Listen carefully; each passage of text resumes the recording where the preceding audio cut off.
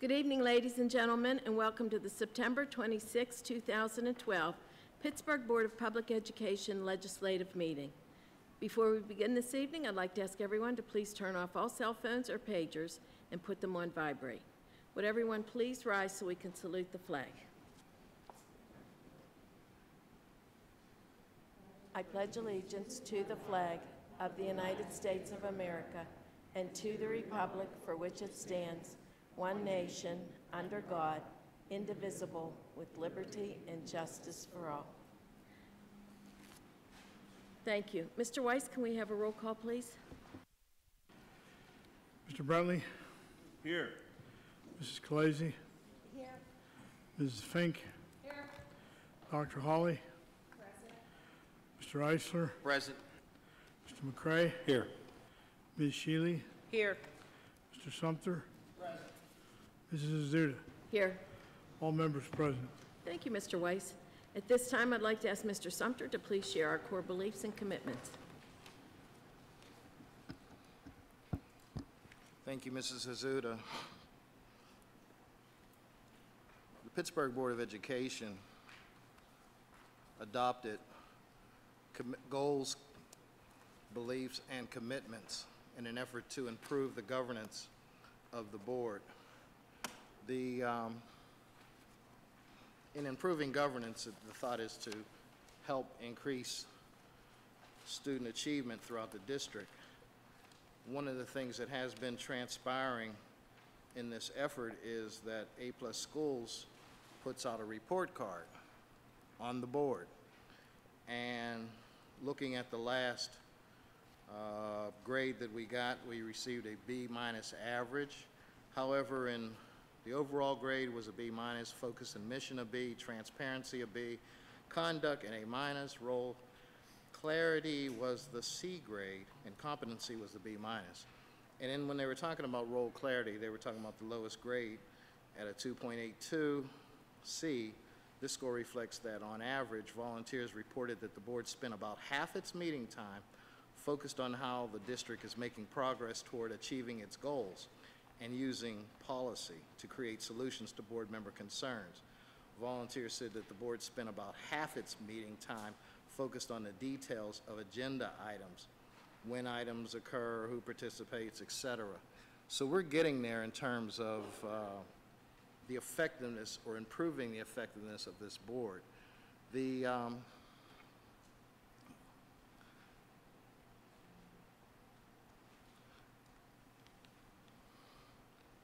In improving the governance, we selected 5 areas of concern: achievement, safety, support, equity, and parent engagement.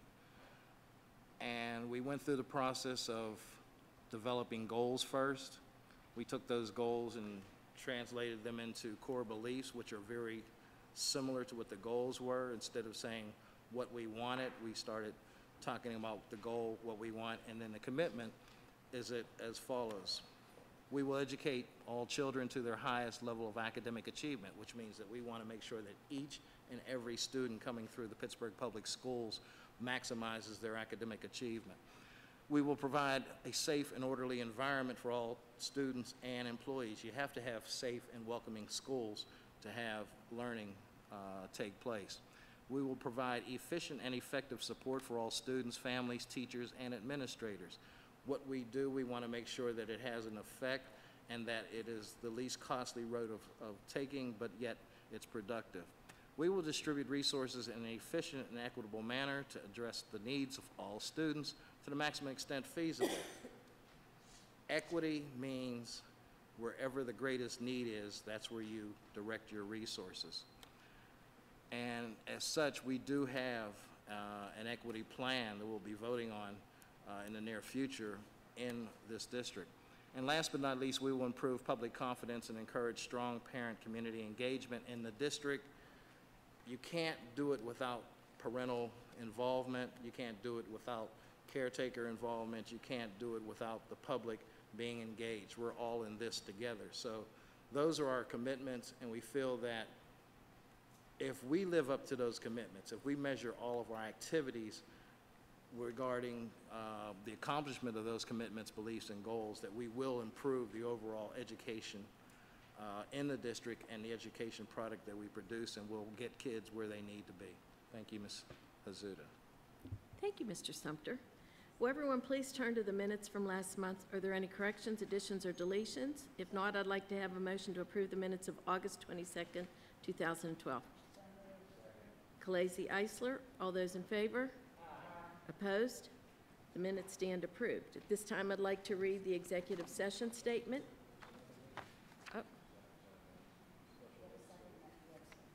Oh, we did. Thank you. Is it here, or do we have a date?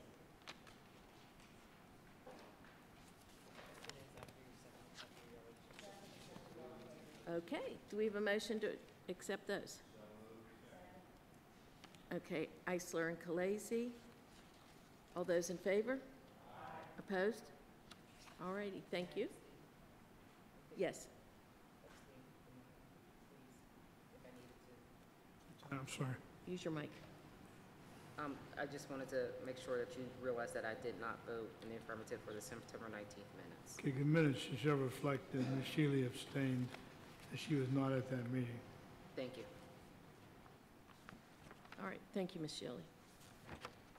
In addition to executive sessions announced at the legislative meeting of August 22nd, 2012, the board met in executive sessions on September 19th, 2012, and immediately before this legislative meeting to discuss various personnel matters that may include, but are not limited to, administrative vacancies and positions opened and closed.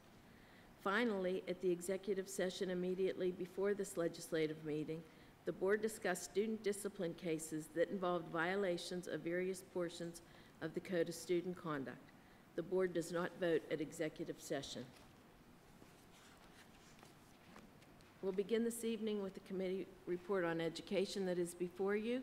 If you would please turn to page 19 of 19 of the report. I'd like to give you the student suspension, transfer, and expulsion numbers for this month.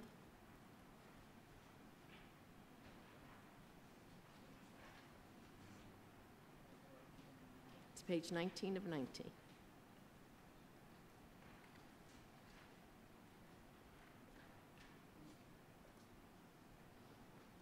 There were 11 students suspended for 4 to 10 days. No students suspended for 4 to 10 days and transferred to another Pittsburgh public school. 2 students were expelled out of school for 11 days or more. No students were expelled outside of school for 11 days or more and transferred to another Pittsburgh public school.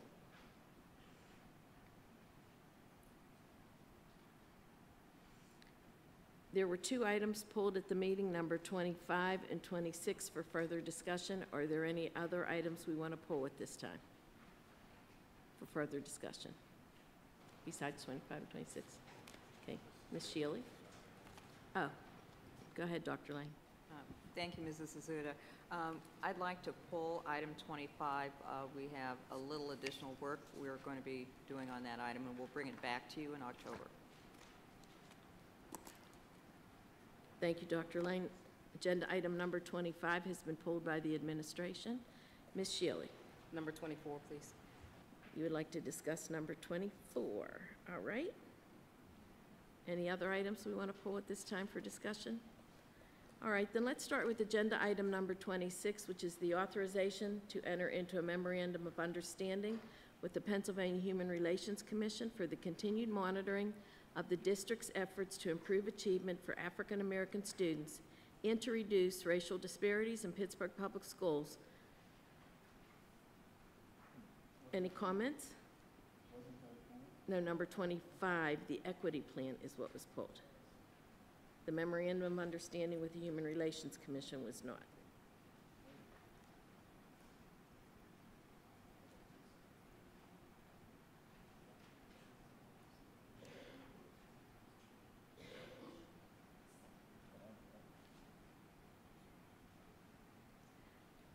Are there any comments anyone would like to make at this time? Mr. Sumter? Thank you, Mrs. Azuda. As mentioned earlier, one of our commitments is the we will distribute resources in an efficient and equitable manner to address the needs of all students to the maximum extent feasible. And this item would come under that. The-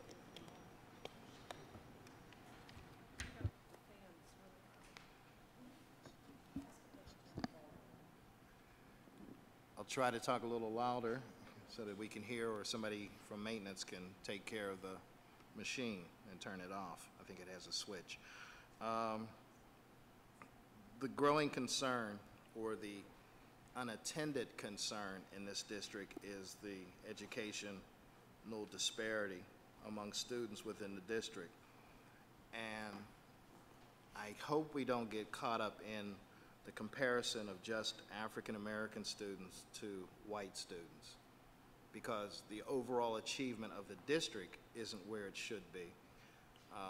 Comparing them to Asian students, both of them lag behind those students, so that it's not just bringing one group up to a certain level, and that level might be a level of mediocrity. So that the focus is always on just raising achievement. Whatever we can do, which ties into our number one commitment, we will educate all children to their highest level of academic achievement. So we want to just make sure that all students thrive in this district, all students learn in this district, all students get educated. If we just say we're going to educate them to a certain level or in comparison, but we want to raise the achievement of all students. So I know that some of that wording is specific in the MOU, but I'm not going to say that it needs to be modified or anything, but just to understand that in raising achievement, we're doing it for all students and not just some students. It appears that because this concern has been going on for decades, that this exists within the Pittsburgh Public Schools. When we first started talking about it, when Mr. Roosevelt was here and he was talking about education being a civil right, he would present us with a graph that showed the achievement of white students and African American students in the district and compared that to students throughout the country. One starking point, or one point of that comparison, was that the low-income white students, and I say this in the context of they're always saying that class and race are factors that affect education. The lowest class or low socioeconomic white students were doing better than the middle class African American students. So it goes beyond class in that situation, because students of like class, whether they're African American, white, or whatever, should be at the same levels. It says to me that there's something more afoot than just socioeconomics and race. I've been asking for that chart or that graph that we all were presented to, and we saw it numerous times. Haven't received it as such. Ask verbally, if need be, I'll put it in writing, but it's a stark contrast of the situation we're in and how far you have to go just to raise the level of achievement of groups of students to the levels of others. So as long as we're headed in the right direction with trying to help kids, trying to provide the best education product we can, these issues shouldn't come up. And I guess the next, because we've pulled the equity plan at this point, the one question that I was going to ask was, what specifically is going to be done now that hasn't been done in the past that's going to raise achievement in the district? What specifically is going to be done?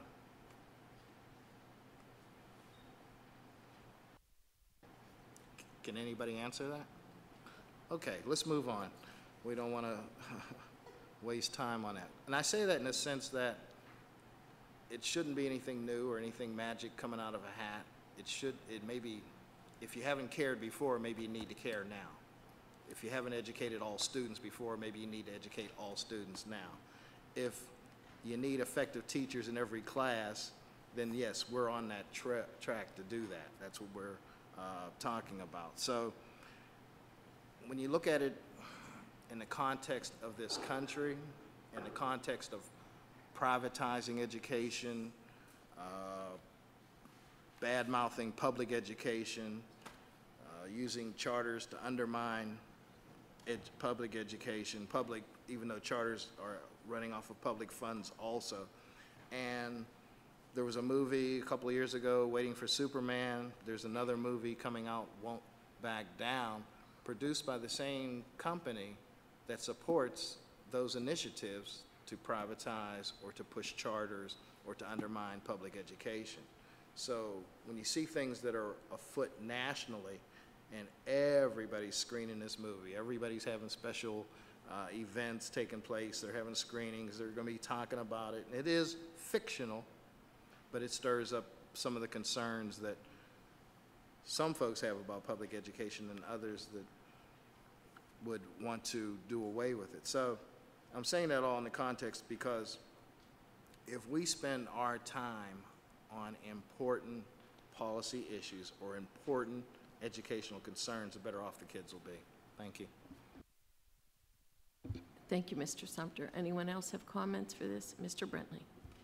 Yes, I just want to get a clarification. Dr. Lane, you pulled which item did you pull? 25. Okay, and 25 is, that is the equity plan with the Human Relations Commission? No, Mr. Brentley. 26 is the memorandum of understanding with the Human Relations Commission. Okay, and what did you pull? Which one was that? I pulled item 25, Which is, the equity plan. I'm sorry? The equity plan. Now that is, you know, it's supposed to be the other way around. We should be pulling this item. This is the one with the Human Relations. This is the one with the teeth. This is the one that has a formal agreement between the district and Human Relations. The other one is an in-house item. There's no Human Relations involved there, correct? The equity plan was developed by the district, that's correct. The memorandum of understanding is an agreement that was developed with the Pennsylvania Human Relations Commission and also, once passed by this board, would have to be passed by their board. Okay, but we're making adjustments. We're going to be making some additions to this item that we're voting on as well. No, the items that were brought to my attention as concerns of things that that the board felt should be a part of the plan can be included in the plan itself. Some of them are going on anyway, and certainly there was no intention to make a change there. So we can very well handle those in the equity plan itself, which we can, you know, you as a board can just amend and get passed. And I think, Dr. Hawley, did you want to? Oh, okay. So what I believe we can do is, I said, include those things in the plan itself, and I don't see that there's any issue with making sure that they happen. Okay, but this item here is the one with the Human Relations. This is the one that you're putting forward today for a vote. Correct, and I don't want to have you think that one has greater force than the other, because once the board agrees to the plan, it has, at least in my mind, as much behind it, the board action behind it as would the memorandum of understanding. Both of them have standards that we are asked to meet, things we said we are going to do, data we have to provide. So they're not, as I said, I wouldn't want you to say that one is not going to do that. Okay, but you know, I don't want to prolong this thing here. But clearly, Doctor, the item here that we're voting on can easily be viewed as having teeth. I want the adjustments to be made in this item, and I don't want us to be catching up. And my understanding was we were pulling this item because this is the one where the Human Relations was involved with. And this is the one where there's a monitoring system in there. Our in-house stuff, insignificant to me, because we've had agreements in the past where we didn't keep agreement. This one here as a monitoring. Second, there were items that we were supposed to add in here, and so it's confusing to move forward with this item. I understand doing our in-house, and we can always, later do that, but listen, I won't be supporting this. Give them the items that we need before we move forward. And I just don't want to do it. If we have to hold them all till next month, then so be it. But put the items in it that they want. We can move forward with all the items or both the items, and then start the monitoring system from that time on. I don't want to catch up with it and then add something in later, so I won't be supporting it. I had a misunderstanding what we were. Thank you, that's all I have. Thank you, Mr. Brentley. Mr. Sumter. Thank you, Mrs. Azuda. When I had the floor earlier, I failed to mention that I had reached out to members of the Equity Advisory Panel for any concerns or input regarding the equity plan or the memorandum of understanding, and to put it in the record, or at least so that the public is aware of concerns and perhaps more understanding as to why we're going to work more on the equity plan before it's brought back to this body for vote. They're as follows. The need for a professional recorder at all EAP, that's Equity Advisory Panel, data meetings, planning and workshop meetings to maintain an official record of the meeting throughout the extended 2-year period. The EAP should make quarterly and or semi-annual reports to the Pittsburgh Board of Education Subcommittee throughout the extended 2-year period.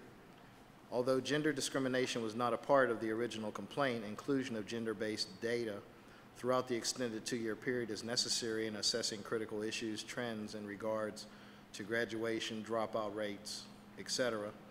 Although the EAP meets with the PPS staff regularly to review data, there is a need for a better forum for the EAP members to share their perspectives to have a more significant impact. There is nothing in the equity plan that addresses the numerous school changes, reorganizations that inequitably affect the same student populations repeatedly.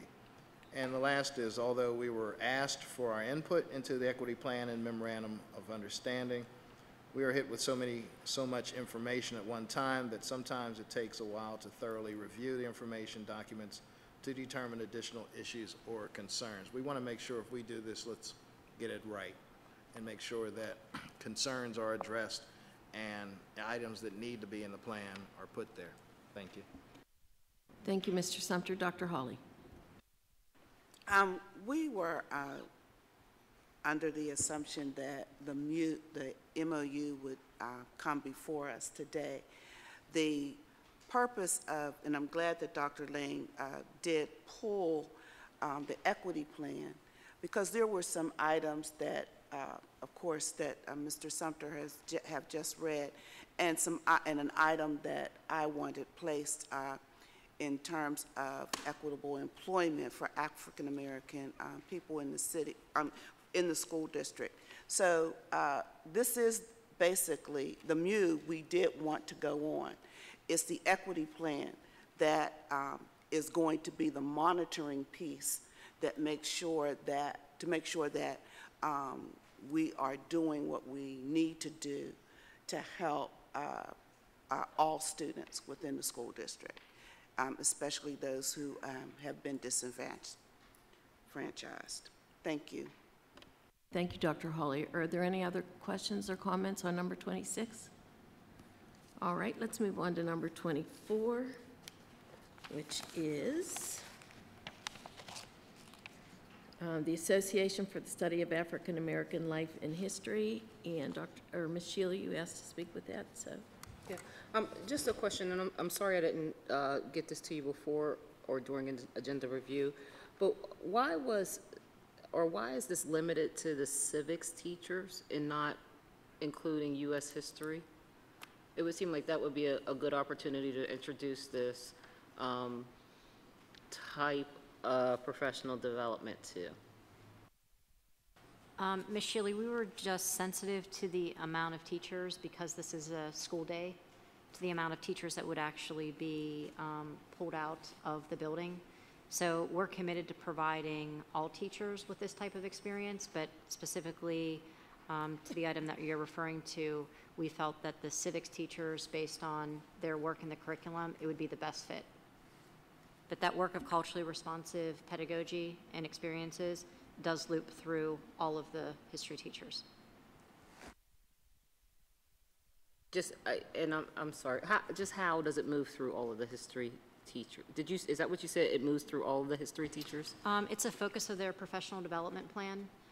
We can share that with you in more detail, but for example, every month they have a focus on a culturally responsive practice related to, it could be U.S. history, world history, civics. So it's a strand that is a consistent strand in all of our history courses for all of our history teachers. But we focus this opportunity specifically on our civics teachers, given the connections to the curriculum in terms of the civics be the change, but knowing that we don't limit those opportunities to just civics teachers, but this one we want with just civics. Thank you, Dr. Lippert. Thank you, Mrs. Asuda. Thank you, Ms. Shealy. Dr. Hawley. I'm sorry, I did want to pull one, which was number 20. I'm sorry.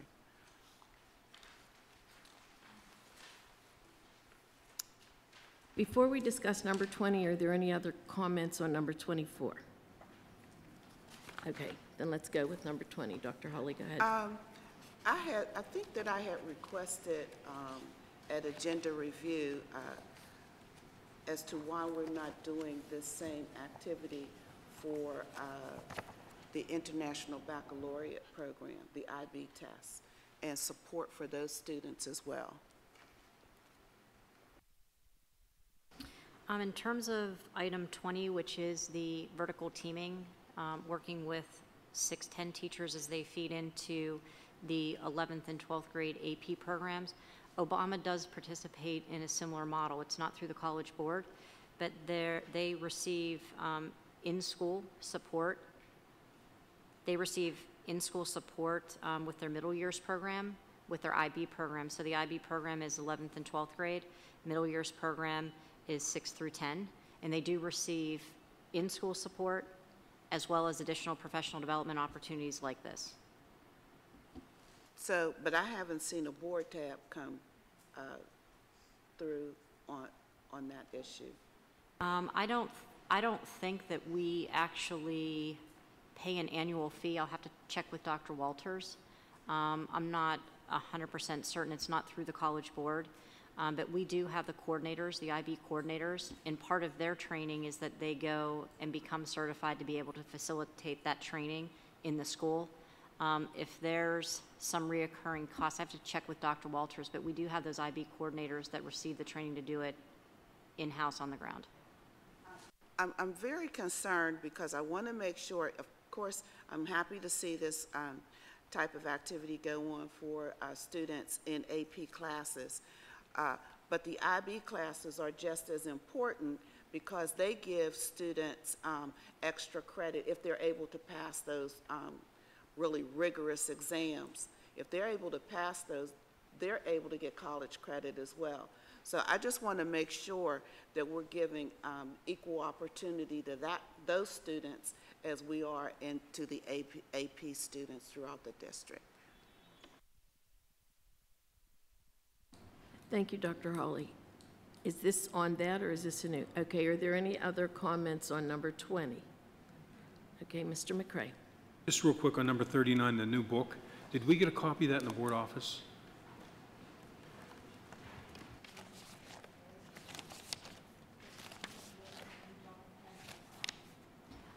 Unfortunately, Mr. McCray, because the order is currently pending board approval, and remember we actually borrowed the book from the Carnegie Library, we weren't able to get a copy in for the board to preview in the short amount of time. So normally that's not how we work with textbook adoptions. Publishers typically send their books. Yeah, that's what threw me off. But yeah, because we borrowed them from the Carnegie Library, we're holding up right now waiting for this to be approved in order for them to ship us the novel. So I do apologize for that. Well, thank you. Thank you, Mr. McCray. Mrs. Khaleesi. Real quick bounce off of that question. And since we've now got the iPads and there's a possibility of either getting e-books or even borrowing books through the library on the e-book borrowing, I guess is what it's called. I don't know what it actually is the term they use.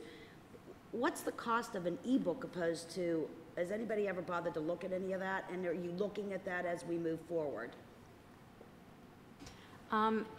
In the majority of our major adoptions, I'm not talking about a novel, but in terms of, I'm trying to think what month it was, I think it was in June, you approved a new Algebra 1 and Algebra 2. The ebooks typically come free at this point when you do the general purchase, and they're free for a certain period of time. You negotiate that. So now that we're in the more current digital era, the textbook companies that we typically deal with have the option of ebooks. Okay, so what I kind of want to go back to for just a real quick second, when I say borrowing, like you borrowed the book from the library as you went through the adoption process. When a student gets that book, instead of purchasing it as we did, when we e-buy a book like you do, you know, if you're buying it, you know, on Kindle or whatever, the book is yours. So I'd like to know if, and this doesn't have to be anything answered at this moment, but Mr. Campbell can, I'm sure, check into it, what the cost of that book would have been. It's usually much cheaper to get an e-book than it is to get an actual book. So if we could just check into that, that's all. Thank you, Mrs. Khaleesi. Are there any other items? Mr. Brentley.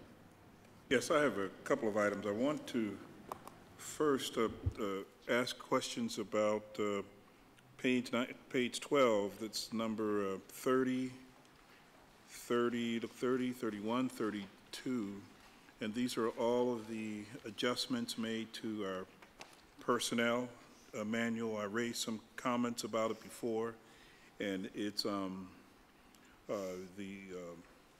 the power given to the chair of that committee, which I believe is unfair and also a little misleading to the public, to just take all of the rules and roll them up in one and go through and change. You don't do that. There's been many, many years put in to the policies that were on the books, and the public should have access each and every time we change a word because it has a different meaning. But to now change entire categories and put some people at a disadvantage, I think, defeats the purpose of a democracy, defeats the purpose of all members being elected by the district.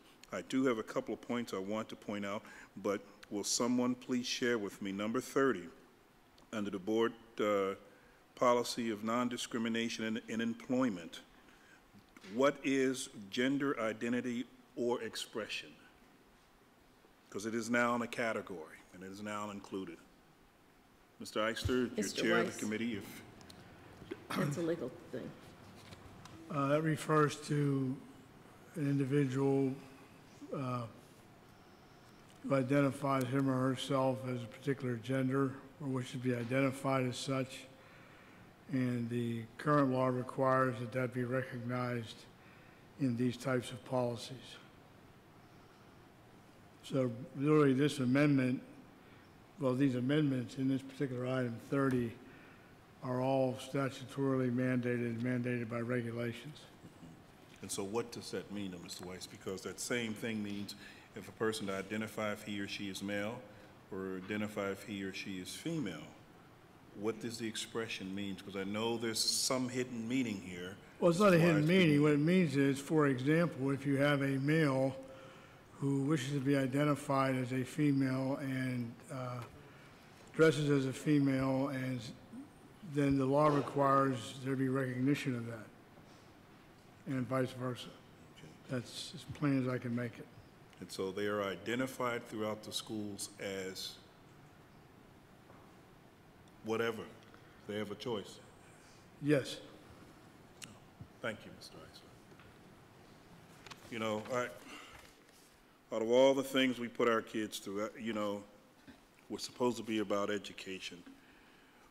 Another item that I'd like to point to, remember, we're changing an entire section, just going through and just changing. but I want to talk about the item on page 3, and this is under, the section is called Community.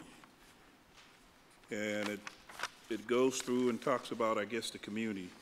And here's a statement that, see, all statements shall be directed to the president, I guess, in conducting meetings. To the president and officer, no participant may address or question board members individually. Excuse me, Mr. Bruntley, I'm Yes. sorry. Could you point to which policy Yes, you're this in? is on 3 of 3. Thank you. It is under, the section is community, and it's 1001.1. And there's no other page number, but that's the only way it's identified. But it has here that no statement shall be directed to the, all statements shall be directed to the presiding officer. True, and no participant may address or question board members individually.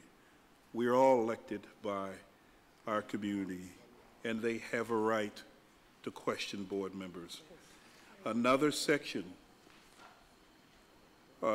is to number 1, and you can look at all of them. The presiding officer may, and this is, I guess, conducting meetings or a public meeting, to interrupt or to terminate a participant's statement when the statement is too lengthy, personally directed, abusive, obscene, or irrelevant.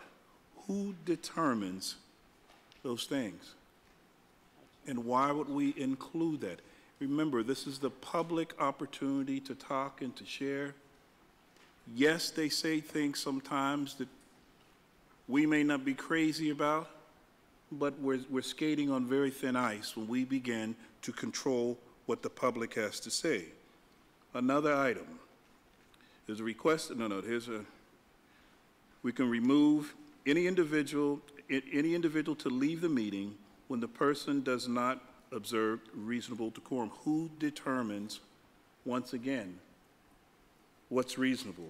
And I wanted to point out some of these. There's another one here, I guess, at our public meetings. Electronic recording devices and cameras, in addition to those used as official recording devices, shall be permitted at public meetings under guidelines which may be established by the board. We don't regulate 2, 4, and 11 when they come into a meeting, and we don't have the right to regulate a parent who may want to pick up a cell phone and take a picture, or a student a couple years ago, and one board member told him to turn off his device when he was speaking at the podium. You don't do anything that interrupts with the public's opportunity to share and to come and to participate. And once again, I want to remind the viewing public, if you attend a board meeting, if you attend a public hearing, it is almost every opportunity, the rights of those taxpayers who are paying our bills here, we just continue to squeeze it. If you come to the public hearing now, the new addition is that we don't even allow you in the room if you want to speak. You have to stand outside and then come in on the podium and speak from afar, even though we are your elected members. Also, they've cleared out the seating in the first floor. We're the public.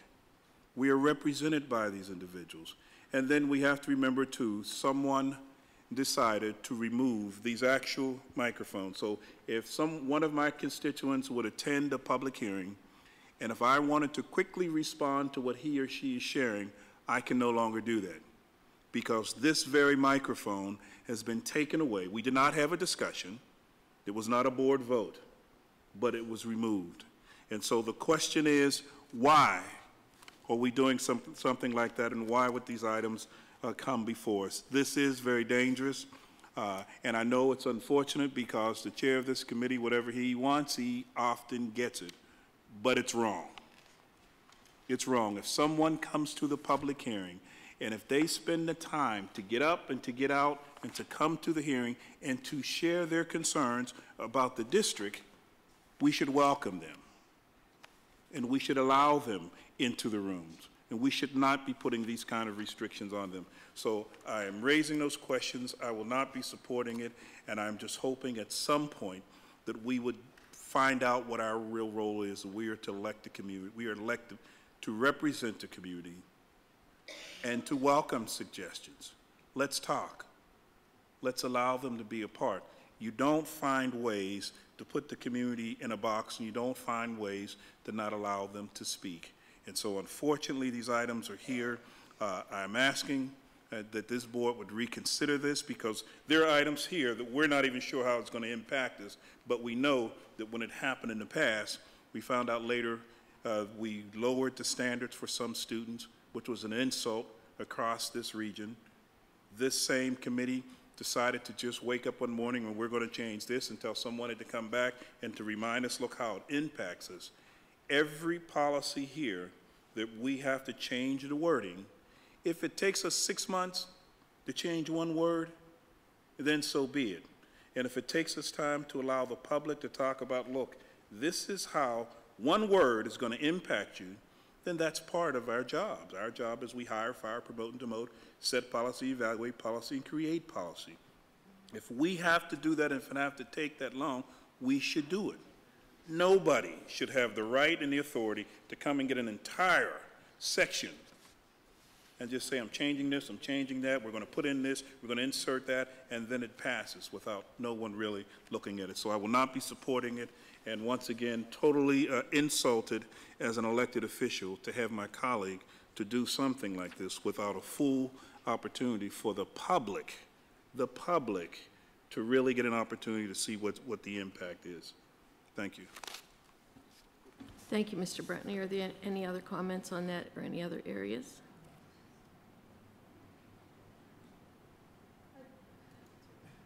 Ms. Shealy? I'm sorry, but policy 1001.1, it seems to be not very different than the one that's in existence. The policy that's in existence is available on the board's website, and it lists the things that were just stated. I think there's only a slight change to this policy. It went from under electronic recording devices and cameras, shall be permitted at public meetings under guidelines established by the board. I think now we added which may be established by the board. The policy in and of itself didn't change outside of that. And so I just don't think it's a fair characterization to say that we're changing the way we allow public access. The policy is actually already in effect. Thank you. Thank you, Ms. Shealy. Mr. Brentney? Yeah, I do not want to wish or to spend long time, but we're not going to deceive the public either. If you change one word, it has a different meaning. And when changing that word, if you did not allow the public to get a full understanding of why we're changing it and how it will impact you, then it's wrong. You can do a word, you can do words, you can do a phrase. Doesn't matter. We're policymakers, and so we live and die by policies and the rules that we put in writing. And so when you change anything from shall to may, it impacts. And so we should not be in the business, it definitely should not be in the business of doing it wholesale. It's just misleading to suggest to the public, oh, it's not much of an impact. It's not fair to say. So it's not fair to say. I really don't want to get into it. It is what it is. You're required to vote for it because of the chair of this committee, but he needs to know it's wrong, period. Mr. Sumter? It's good to talk about policy at this table because we are policymakers. That's one of our chief responsibilities, is to set forth policy. The effort over the last many months of many individuals, not one, but many individuals, was to do what really is required or should be done on a routine basis, which is to update the policy manual. There are over there are hundreds and hundreds of policies. Some of them don't need to be in the manual. Some of them are outdated. Some of them need to be updated because of changes in law, requirements, statutes, etc. Some need to be changed to find out that the practice of the district isn't in line with the policy. So if the only change in this one particular policy says that board members must establish guidelines, I would like to know what guidelines we have in place for recording devices, cameras, in addition to whatever used. We just made it so it's optional for the board to do that and not required to do that. And we did have a policy workshop that was open to the public, of which they could sit in and partake. They can always review the policies online, which is why we can compare the old policy instantaneously with the new proposed policy, with the thanks of the technology that we're being provided. And those are the kind of things we need to do. We need to discuss the policies. We need to fine-tune the policies. We need to refine the policies. We need to make sure that the policies are effective and being carried out in the district. And we make sure that the policies are in line with academic achievement. It's a monumental effort, and all the committee members have been listed when we were sent out the information, and sometimes that committee changes because we need different staff members from different departments throughout the district to participate in that. But anybody's welcome to sit in on it, or are they, Mr.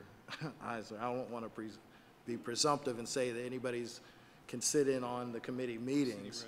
City residents or whoever, the public's welcome to sit in if they want to join us and deliberate over these policies. Or I would invite other board members to sit in from time to time to get a true picture of what goes on in those committee meetings. Once the committee deliberates, fine-tunes, works on, does the work, it's brought before the entire board, and it's brought before the entire public. And that occurred. So if adding 3 letters, may establish, doesn't take away the ability to establish, and it says that the board can, that's the only change in this one particular policy. But again, it's not one person that drives the show in the policy committee. It's a consensus and a group effort that puts forth that work, which is the most important work done by this district. And to have a policy manual with hundreds and hundreds of policies that are out of date, that are antiquated, that are not up to date with the current language, puts this board and this district in jeopardy. So it's an effort that should be routinely, maybe every 3 years or every so often, that you go back, review your policies, and every board member should read the policy manual in its entirety to know what the policies are. So there's no changes in any of the procedures or effects of that policy at this time. Thank you, Mrs. Azuda. Thank you, Mr. Sumter. Mr. Brentley. Yeah, I thank you for going on and on. You helped me to remind me some other things. It's unbelievable to have someone to defend this action. But there's another item here on number 4. It says, in addition to hearing committees, the board shall periodically conduct open hearings at which the public may make brief presentations on questions of general education concerns. Such meetings shall be publicized in advance, and their agenda shall first include persons who request in advance and in writing to be heard. So for the public to participate, they now have to submit something in writing first? No. All right. Well, then why do we have it in there? Okay. We shouldn't be separating. If someone shows an interest right now to be a part of the public hearing, all the person is required to do is pick up the phone and call. My name is John Doe. I live at 123 Main Street. My topic is school education. There's no levels, and we don't pick and choose because someone submits something in writing and then they get to come first. You don't do that. Ms. Shealy. I think that that's how the policy currently reads, and it only states that people who submit their request in writing are the first to be able to get on the list. Anyone can call and get on the list to speak at a public hearing. Any resident of the city of Pittsburgh or people who do general business with the district have the right to get on the list. And you are absolutely correct, and I agree with you 100%, Mr. Brentley. A phone call should suffice, and by our policy, it does. We'll go on, but remember, we should not be in the business of choosing one over the other. Because someone submits it in writing, then they get to go first. You don't do that. You just simply don't.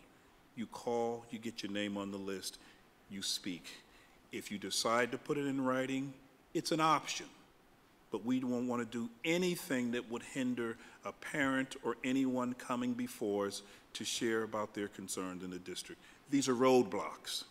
These are attempts to intimidate some parents.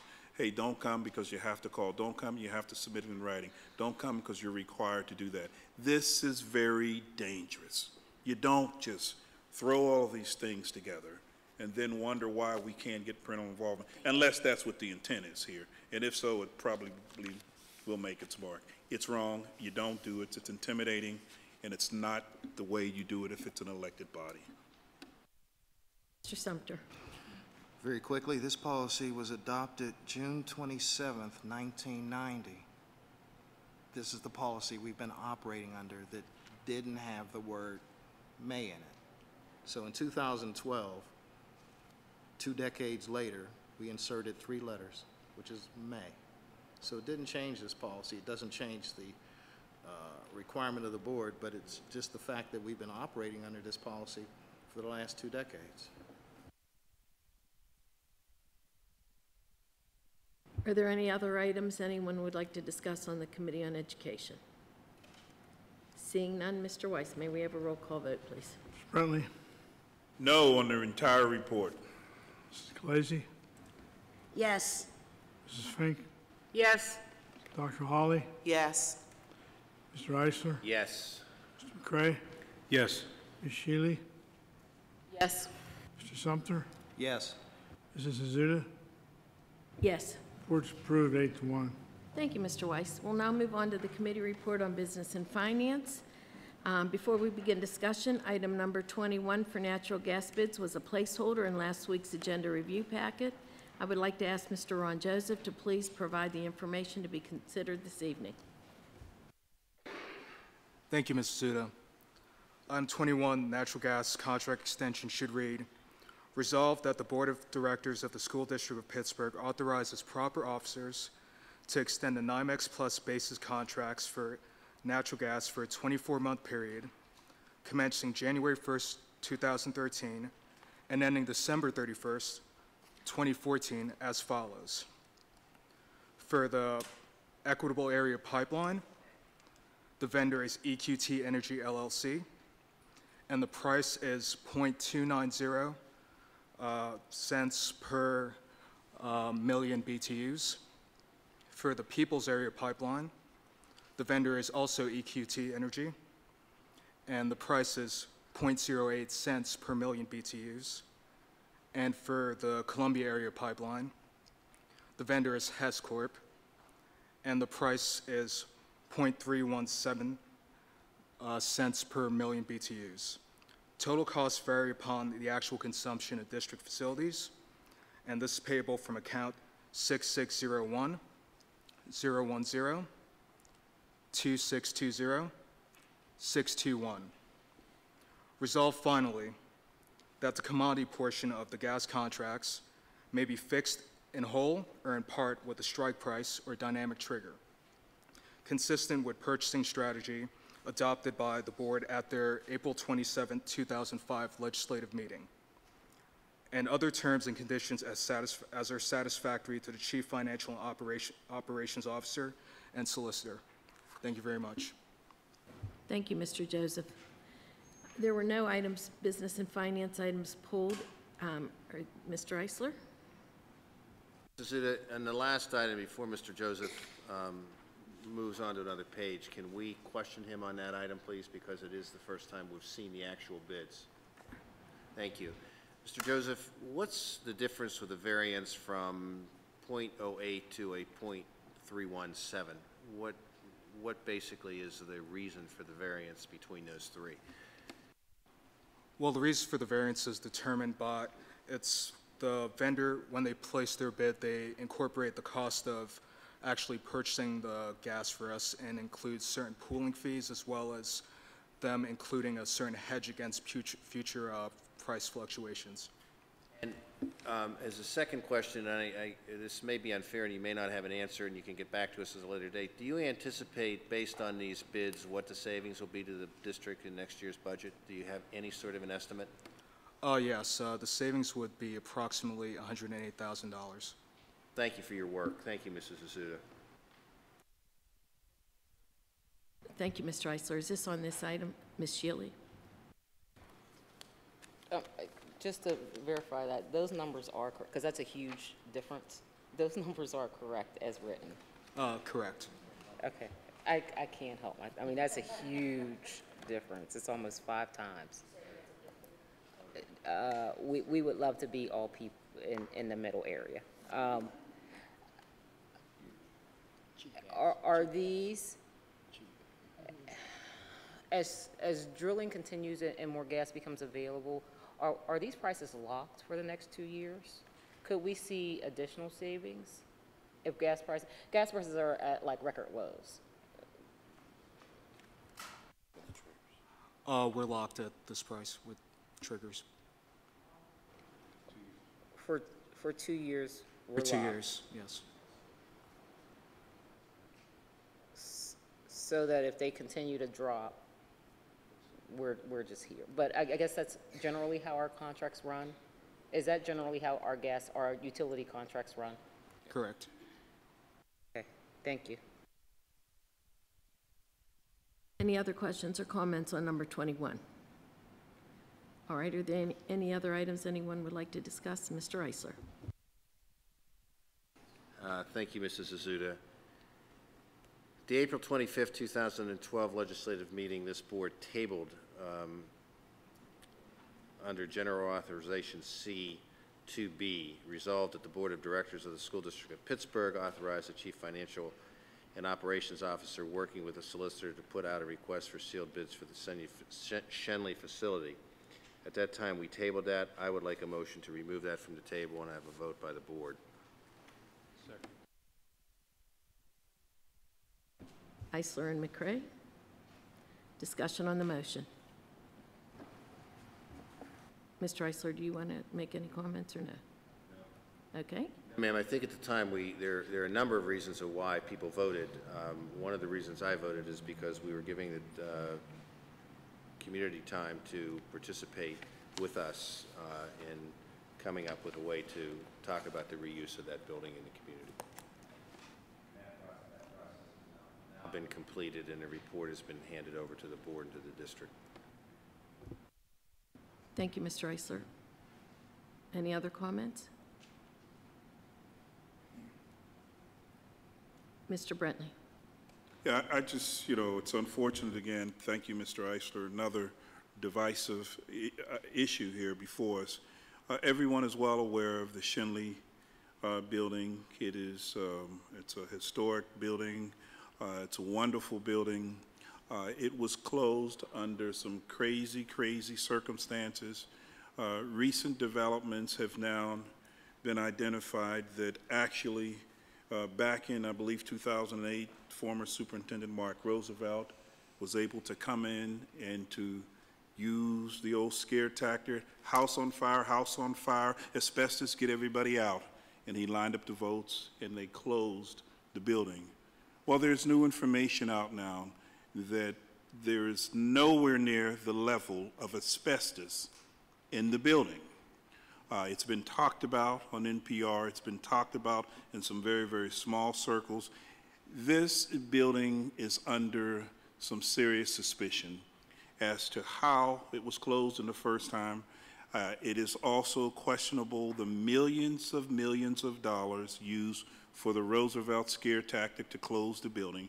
We transferred those students, spent $8,000 to $10,000 to renovate Reisenstein School, And then there was a brilliant suggestion 4 or 5 years later to close Reisenstein and to sell it. This thing, at the very least, needs a full-scale investigation.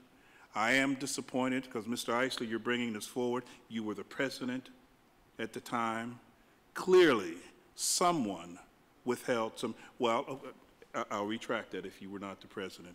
We had a different administration, and clearly someone at the time withheld information from this board. No one in this administration provided us with the new information that the asbestos levels were not anywhere near what was told to us. No one told us about the national report, that there was some discussion away. We closed it, and here we are now. We're moving it forward as if nothing is wrong. And I believe at the very least we need a full-scale, independent investigation for the very reason, number one, why we're board members. We are board members. We're not engineers and architects. Some of us aren't. We don't have the technical skills to be able to decide at the time of the way it's presented to us if this information is correct. We rely on those individuals at the opposite end of the table. And in 2008, someone knew the information and did not share it. It would be unfair to move this thing forward for sale without clearing the air. It would also be a little bit misleading to the public that you can now put anything you want on a building to get it emptied so that you can sell it for whatever. And it's just something that I don't think that we should actually be doing. So I'm disappointed. I hope we do not. I will tell you this, and Mr. Weiss, if you have access to the report that was delivered to us. Let me also say for the record, too, I am disappointed in my good friend, Councilman Peduto, who was there at the meeting. Unfortunately, I believe this issue is so big, it will be rolled into next year's mayoral race because you can't continue to push people and to take from the community. You did the same thing with the Reisenstein. We gave the building away. Reisenstein, you gave it away. And here we are now. You're going to do the exact same thing to Schenley. Let's look on each side of Schenley. On this side, you have Obama that's in the old Peabody. The program is so successful, it's already bursting at the seams. Clearly, they can use access to the Schenley building. And on the other side, you have UPrep. What did we do to those poor kids up there? They're having all kinds of issues and can clearly use the building. But instead, we're going to now try to justify it and bring this building forward for sale when the district needs this building. We simply need it. But because it's an issue with Mr. Eisler, now we have the authorization to move it forward. This is wrong. It's unfair. Dr. Lane, I want to tell you publicly that if this moves forward, I am the first one that will be working outside of this room to bring attention to how we are handling the sale of this building. It's not right. And so I will work very, very hard. Mr. Weiss, can you tell me that your contact with this community and its recommendations for this building? Was this a unanimous decision on the recommendation? Well, the report was provided to the board. The recommendation in the report is that it be marketed in a comprehensive way and sold. That is what the report says. Okay. Was there a vote? I don't know. It's not a district committee. It's a committee formed by Councilman Peduto. Right. Okay. So where do you get the consensus of what the community wants? He undertook a community process with several meetings. He had wide distribution of the notice. There were 2 or 3 extensive meetings where there were comments taken, and the report, which is quite lengthy, was provided to the board and to the administration. Any questions about the vote or any internal process should be directed to him because the district did not sponsor it, was not involved with it, did not organize it, and did not pay for it. And so we're acting on it, and we're following what some have suggested. So if there was no formal vote, and so this was nothing more but some meetings, and so there was no real consensus other than a 2 or 3 inch thick program, a booklet that was submitted. It was, the report indicates that it was the consensus of the group that this be the recommendation. Consensus does not mean unanimity. There were other voices concerning the use of the building, but the report, which speaks for itself, recommends a comprehensive, wide-ranging marketing effort and sale, and should this be approved tonight, the administration is prepared to do that. Well, I appreciate that, Mr. Weiss, and some can view this as a consensus, can also be viewed as just a group of us having like opinions. A vote is clearly what the majority feels. There was no formal vote, but I also want to put on notice and to the public, do you understand the special privileges given to one board member with a building in his community? We've closed many buildings. We've never solicited input from the community before we close buildings. We've never asked, well, we'll hold it, and before we sell it or decide to do anything, you guys come together and give us something, and then we'll follow that.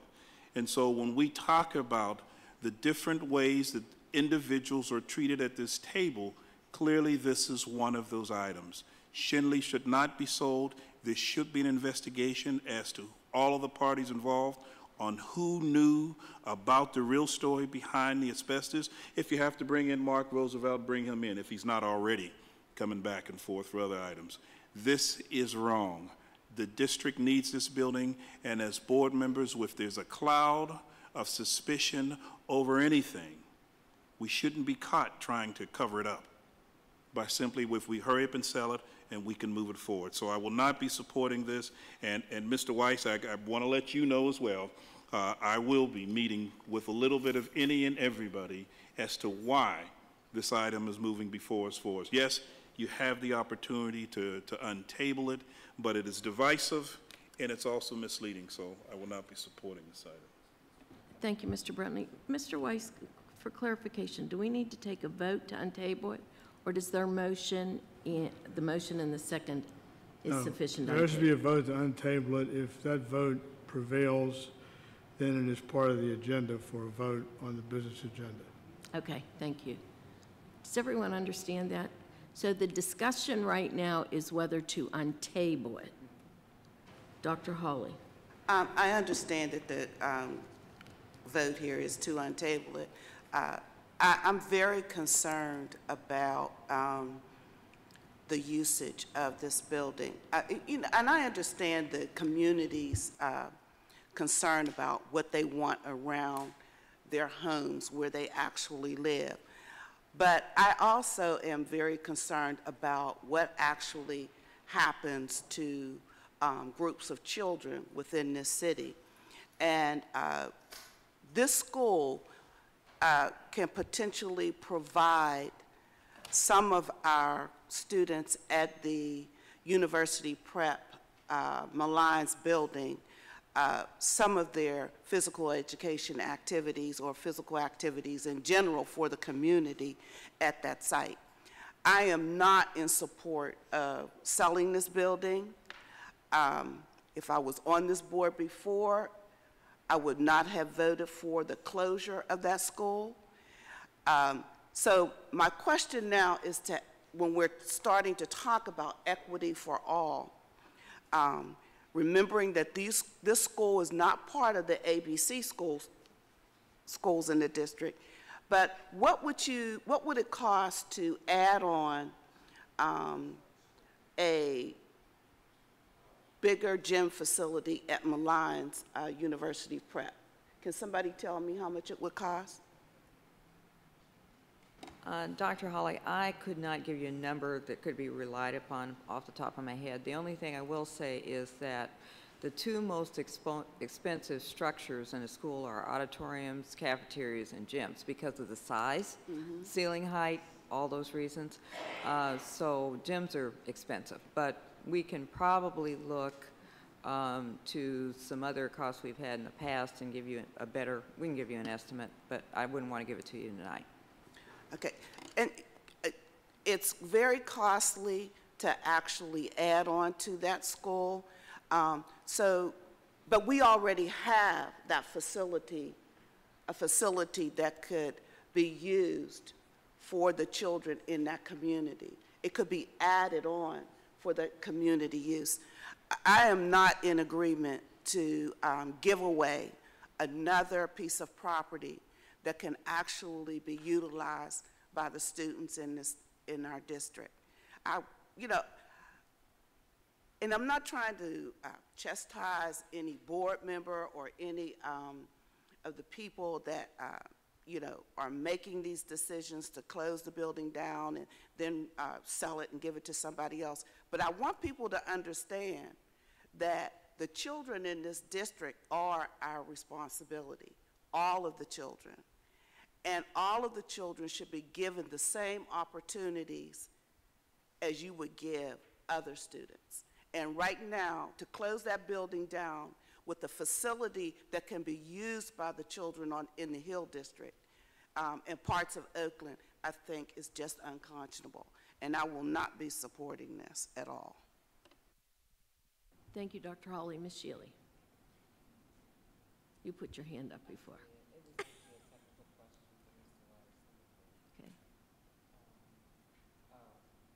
If it fails to come off the table, what happens? Does it stay there? It remains tabled. Okay, thank you. Mr. Sumter. Thank you, Mrs. Azuda. I was one that was not in favor of closing Shenley initially. I also put forth the motion to table the move forward on Shenley. I'm not supporting bringing it off the table at this time because in my mind there are still questions about the building itself, or there's controversies that exist. There is asbestos in the building. There's a difference between a dangerous level of asbestos floating through the air and the asbestos is in the floors, in the plaster, in the heating system, throughout the whole building. But it's the friable asbestos that causes a problem. Asbestos isn't the biggest concern, it's the ventilation system of Shenley that is the problem. The cost to put in a new ventilation system, I used to say, let's ask the big funders for the money. We got funding from some of them in other areas, but not for buildings. But it's a matter of money. So to me, the concern, and even a couple months ago, talking about the reuse of the swimming pool and the gymnasium. So until I have a clear understanding of the level of safety in the building at this point in time, the level of safety is one, but it's where, if it stays tabled or stays closed, we still have to find the money to fix it up. That is more of an issue than anything else. If we had the money, it wouldn't be an issue. So it's a matter of the monies were spent. We didn't have it at that point in time in 2008 to dedicate it to that building. But if they were to come along, that would be one of the first recommendations I would make. It's a uniquely designed building, and it was the first $1 million constructed high school, first high school in the country with $1 million price tag for construction. So there's a lot of things about it, a lot of things about the design, but again, I'm not supporting bringing it off the table at this time. Thank you. Thank you, Mr. Sumter. Any other comments about bringing it off the table? Mr. Brentley. I want to also mention that, and I am so sorry that the name escapes me, but there was a sharp reporter from the city paper who had the nerve to write about it. There was a story on NPR, and they did follow up in the city paper, so you can Google it. The name escapes me, and it was a very, very extensive article. But when you read it as a taxpayer, you should be so angry and so outraged. How dare somebody purposely withhold this information for the purpose of emptying the building out, and probably for what we're getting ready to do now, and to make it available for someone's friend to do whatever they decide to do with it. jeopardizing the children. It's profit in front of education. And secondly, the cost is something we shouldn't necessarily be scared of in terms of the necessary repairs for the building. When the building was closed, and I can remember if it was yesterday, then Superintendent Mark Roosevelt was on the radio, and I think the interview was 20 minutes, 30 minutes or so, but in that short span, he said 3 different estimates. We can't afford this building because it would cost us $60 million to repair. Well, the cost to repair this would be $80 million, and then he ended with another ridiculous number. Those are scare tactics to the public. We had an opportunity at a public hearing. There was a young lady who shared with us an independent company who was nationally known to come in and let's at least get an estimate, let them walk through there. They're specialists on these kinds of things. Not to mention, they pointed out that the University of Pittsburgh had a building that had asbestos. What did they do? They just sectioned off part of the building, called on the experts, they do what they had to do, and they moved on. But we use scare tactics. At the same time, somebody withheld this very, very important information from this board before we decided to vote. And the young man who was there at the time made it very clear, I shared that information before your vote. That's wrong. We are all here sitting, taking all this information right here that we get from staff, and we rely on the staff. We lean on the staff.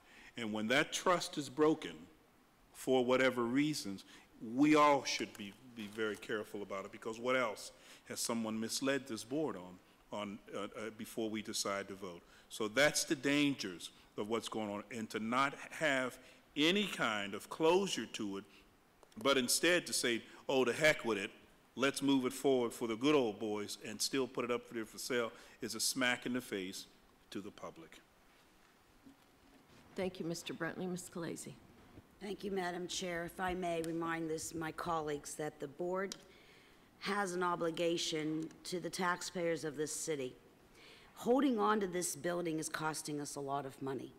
Simply untabling this item and allowing it to go through an RFP process of allowing anyone who's interested in purchasing the building to come forward.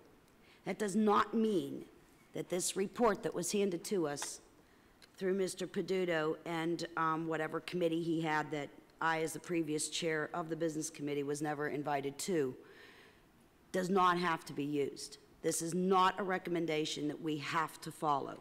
But what we should be concerned about is that we have a school in our possession that is costing us a great deal of money, which was the concern I had previously when this was brought forward and then tabled. This building has serious issues, issues that if I was a parent at the time when a child of mine would have been in that school, I would have wanted my kid out of there. I would have. I think it was unsafe. I think we also heard from a great deal of staff that said the exact same thing. They were uncomfortable working in that building. It is a great loss. It's a beautiful building. If we could even just tear it down and rebuild it the way it is, it would probably cost us less than just trying to fix the issues with it. But in either case, search your mind, search your hearts, search your souls, and decide what you want to do here. But we can't hold on to this building forever. We just can't. We financially can't afford it. So we should seriously consider if we want to untable it and let it go through the RFP process. We've approved the RFP process anyway, so all we have to do is allow that to go through. Mr. Brentley. Yeah, I just also want to just make it very clear to the public again, there is another scare tactic there. We can't afford this. The maintenance of holding this building, we just can't. That's simply not the case. It is not the case. Yes, there is a minimum cost that we have to do with the maintaining of the building, but those kinds of scare tactics are only meant to try to push the taxpayer in a position of simply saying, yeah, let's get rid of it. We don't need it. It simply makes no sense. So I want folks to just know that that's the same thing we heard when Mark Roosevelt was here. and it was dangerous that no one had the information to check him and to say, wait a minute, you don't do that. So if you're coming in and saying that all of a sudden, asbestos is dangerous, get them out, are you trying to say that our maintenance department and our staff allowed our kids to go in a building to be unsafe for all of those years? How dare you, coming in from out of town with zero experience in public education? How dare you say that? And so no one checked him because it was a long honeymoon. He's great, he's the expert, he's the talent on loan from God. You don't challenge him. But here we know now that a huge mistake was made. And as a board, yes, it's a tough pill to swallow, but we should be at the business of correcting it, getting down to the nitty-gritty. Who held the information? Who decided not to share it? We want documents. You show us all of the documents that the architect or the company shared with the administration at that time. Why do we not have that? And we could have made an informed decision. But when you withhold it, that's misleading and it's dishonest, and you don't solve an issue like that by trying to cover up and moving forward. Thank you, Mr. Brentley. Mr. Weiss, can we have a vote on removing that item from the table? Mr. Brentley? No. Mrs. Khaleesi? Yes. Mrs. Fink? Yes. Dr. Hawley? No. Mr. Eisler? Yes. Mr. McCray? Yes. Ms. Shealy? No. Mr. Sumter? No. Mrs. Azuda? Yes. And the items removed from the table, it is the resolution is now as part of the business agenda. Ms. Shealy? What item number? How do you vote if you don't want to support that item number? Well, when the vote comes for the business agenda, you would register a no vote on the sale of Shenley. I mean, it's not a numbered item, so. Okay. That's after the RFP has been answered. That cleared everybody? So we're pulling it off the table to let the RFP, so Right. that would be the, okay, thank you. So this resolution authorizes the RFP process, and if it passes and if there are proposals received, then the ultimate recommendation will come back to you, and then you will be presented with a vote on the actual sale. So this resolution authorizes the issuance of an RFP for the sale of it. Would it be number 27? What's the last one? 26. It will be 27. We'll make it 27 for the minutes, so for clarity in the minutes. So if those who wish to vote other than yes on that item should register the vote, the no vote on item 27, if that is their desire. Are there any other items from the Business and Finance report? If not, Mr. Weiss, can we have a roll call vote, please?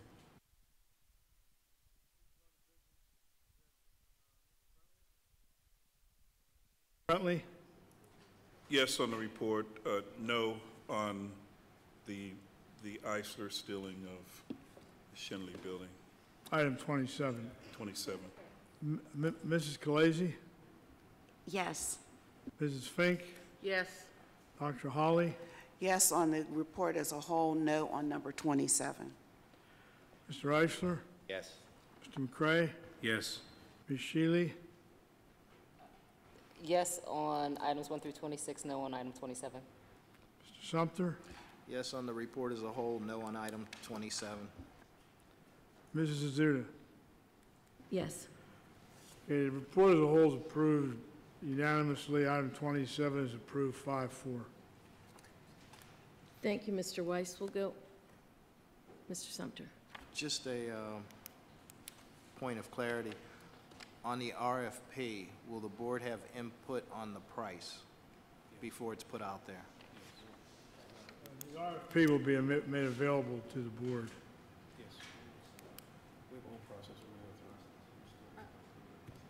Okay. No, what I'm saying, what I'm asking is, before when we put the RFP out on the other buildings, we had an upset price of the amount that would cover the debt. will the board have input on the upset price of Shenley before it's put out there for the RFP?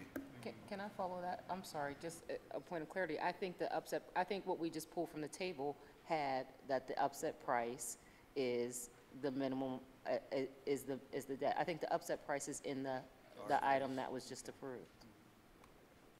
Can we up it more? The paragraph 2A of the resolution,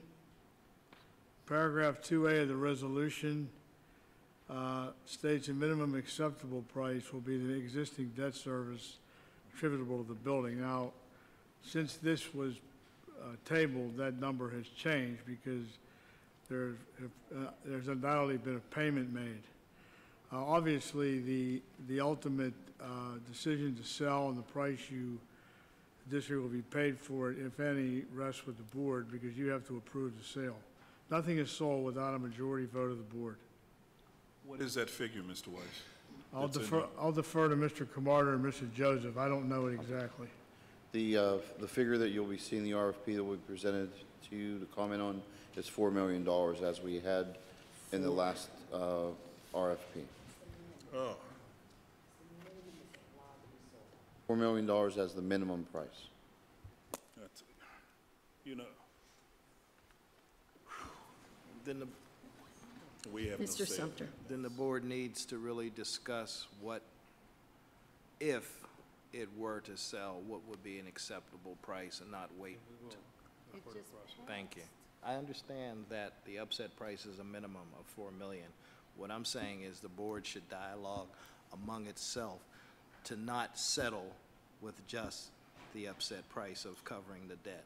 Because of the building's nature, design, value, controversy, whatever, if all the bids were to come in at $4 million, $5 million, board members may jump on it. I say it should be higher than that, much higher, and we need to discuss that before we vote.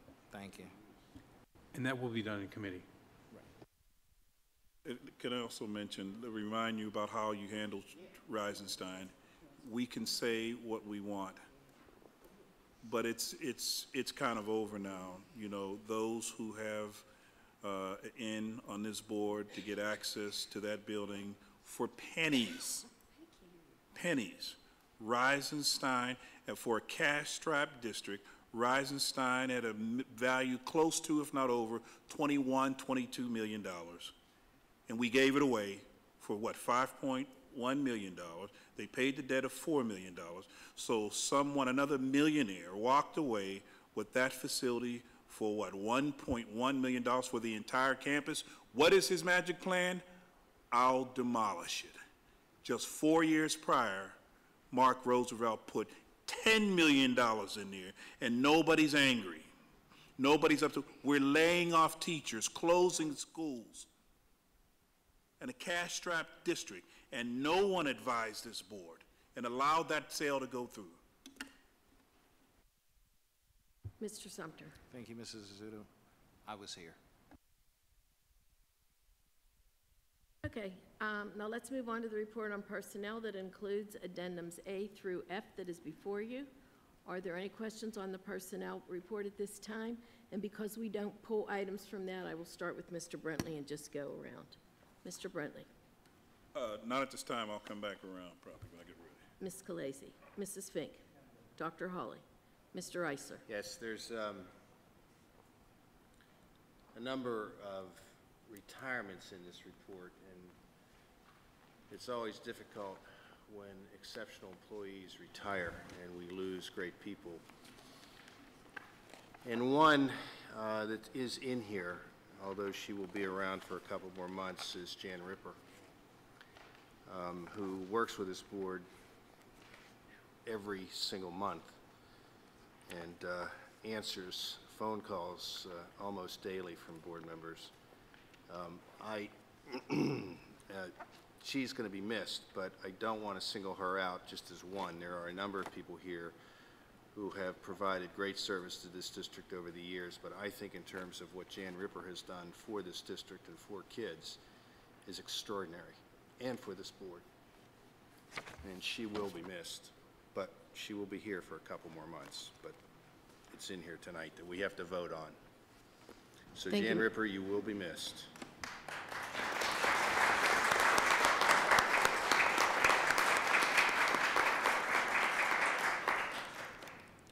Thank you, Mr. Eisler. Mr. McCray.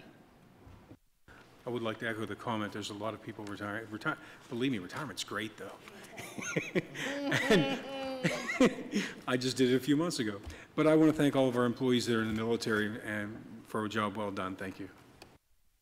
Thank you, Mr. McCray. Mr. Sumter. No comment. Ms. Shealy. Mr. Weiss, can we please have a roll call on the report on personnel? Mr. Brentley? Yes, on the reports. I will not be voting on the addendums, and I believe they are the dismissals, B through, I think it's F, through EGF. Yes, I believe that. What is it now? Which one? It's, yes, I believe all of the dismissals. I believe it's B, C, D, E, and F. No, that might be C, D, E, and F. Okay.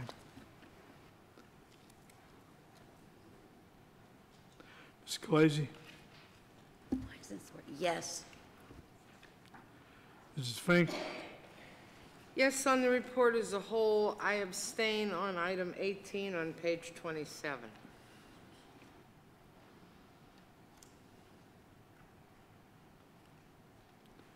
Mr. Eisler? Dr. Hawley. I'm sorry, excuse me. Got a lot of blocks to fill in here. Dr. Hawley, I apologize. Oh, that's okay. Yes. Mr. Eisler? Yes. Mr. McCray? Yes. Ms. Shealy? Yes. Mr. Sumter? Yes. Mrs. Azuda? Yes, on the report of the whole, as a whole, no on number G11 on page 11. It's symbolic. Report's approved. Thank you, Mr. Weiss. I'd like to call the board's attention to the financial statement dated August 31st, 2012. Any comments? Mr. Eisler. Thank you, Mrs. Azuda. Directing my comments to the fiscal folks here, I guess, Mr. Joseph, you're going to answer tonight. If we take a look at our 12-month roll forward and our year-to-date budget to actual comparison, noting that our general fund revenues are still down compared to where we thought they were going to be, am I correct on that, or are we doing okay? You're correct. The general fund revenues are still down. Is there a reason for that? Is that dealing with tax collection? I mean, what are some of the reasons for this? Primarily, it's the transition to a new earned income tax collection system. But as we can see in the highlights, we're starting to catch up and make ground Right. on our 12-month roll forward, so we fully expect to be caught up by the end of the year. Right.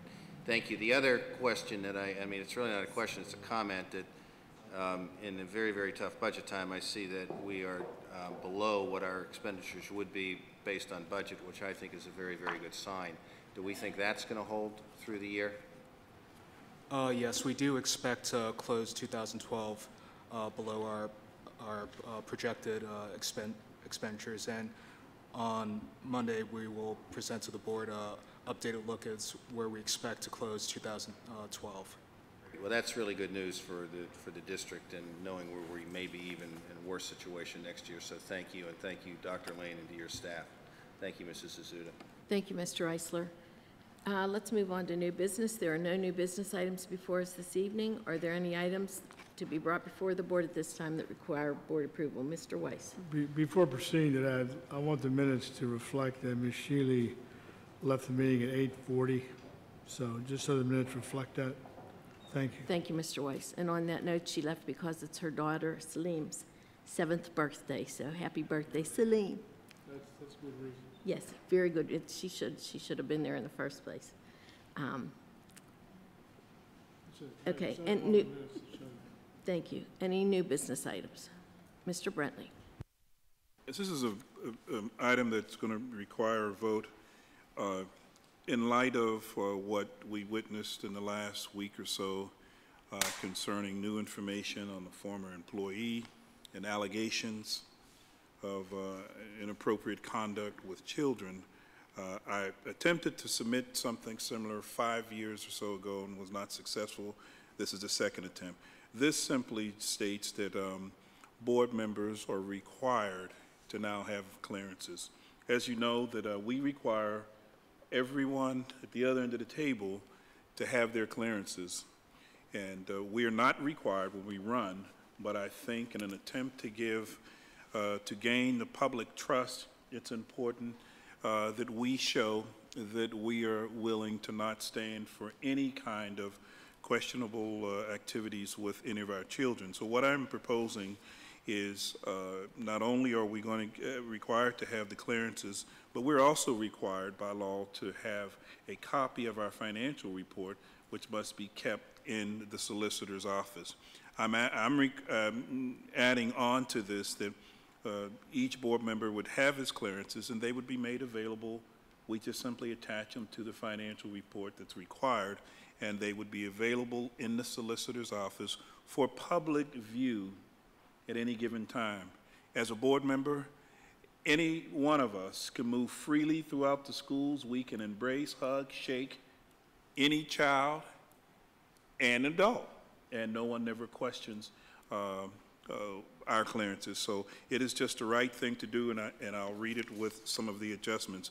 Be it resolved that the Board of Education in the School District of Pittsburgh requires all board members of the Board of Education to obtain and file all criminal background checks and clearances required by law of the Commonwealth of Pennsylvania. Number one, each board member of the Board of Directors shall obtain and file with the Office of Solicitor the Act 151 Child Abuse and the Clearance Act 34 Criminal Background Check and the Act 114 FBI Background Check forms as amended by Act 24 within 30 days of this date. Number two, any board member having such clearance filed with the district as a result of a volunteer of any other activities within the district shall not be required to file duplicate clearances provided said clearances have been within the last 2 years. We're going to strike that, not in the last 2 years. It's going to be within the last 6 months. And also adding that it should also be placed on file with other clearances in the solicitor's office. And the third and final one is commencing in 2013, any person elected to the position of the school director shall be required to provide said clearances and provide above before assuming his or her position as board member and taking the oath of office. That is the item, and I believe while the public is in full view, I am hoping that this item gets a unanimous decision today. There's no second yet. Mr. Eisler? Okay. All right. Mr. Eisler?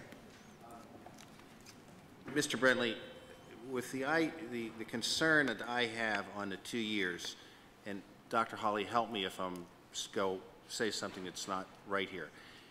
As a professional employee of the school district, you went through the clearance process prior, right? And how long is that approval for? Forever, no. It's 2 years, isn't it?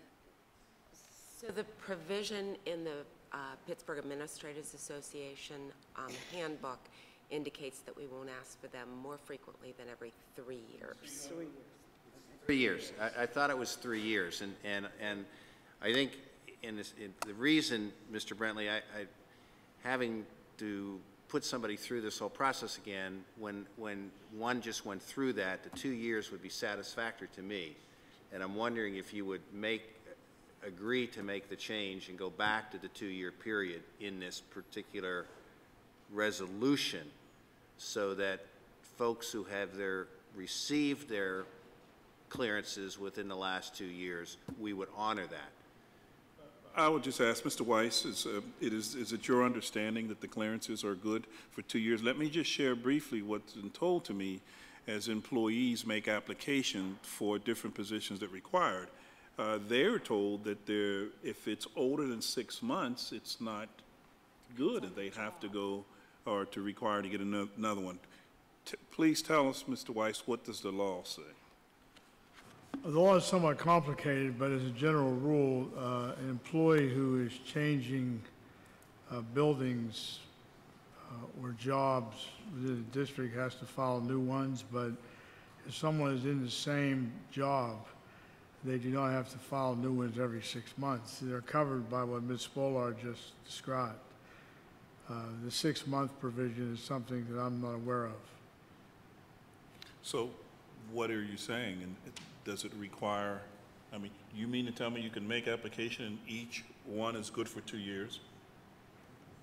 If you do not change buildings, it's good for 3 years, actually, under the CBAs. Okay, and so the if Act it's 93.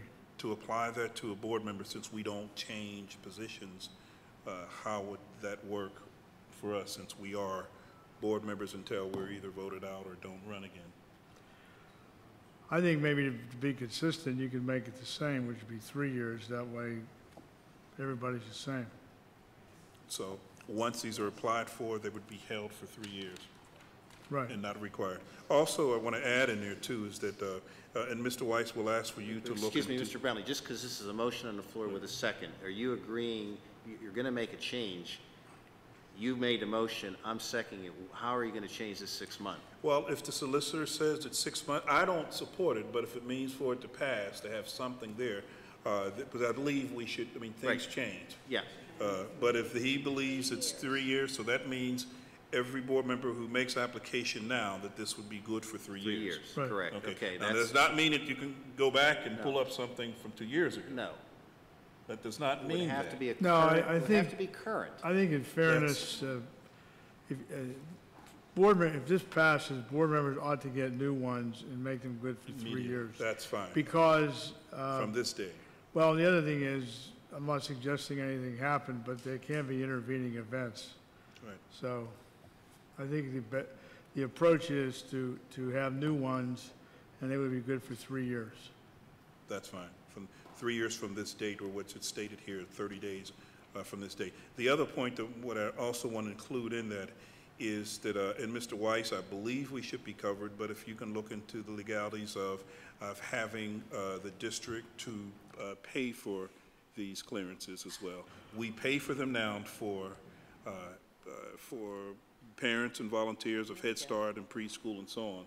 And so we'd like to have it where the district would also pay for them if possible.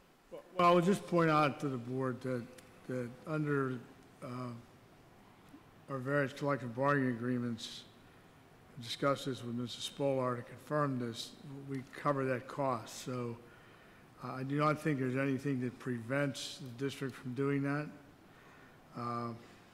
And the cost is minimal compared to the level of security that these will provide. So I think in light of the fact the district is paying for its employees, it can legally pay for board members' clearances if that is a desire of the board. Now, I should also say that going forward,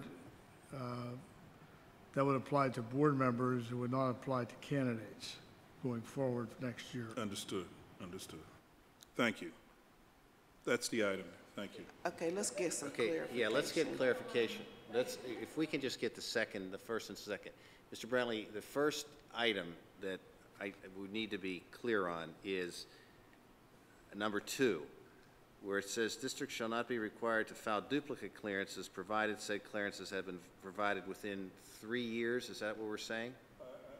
It is not my understanding. It is my understanding that from this day forward, everyone would put in a clearance, and from this day forward, they would be good for 3 years.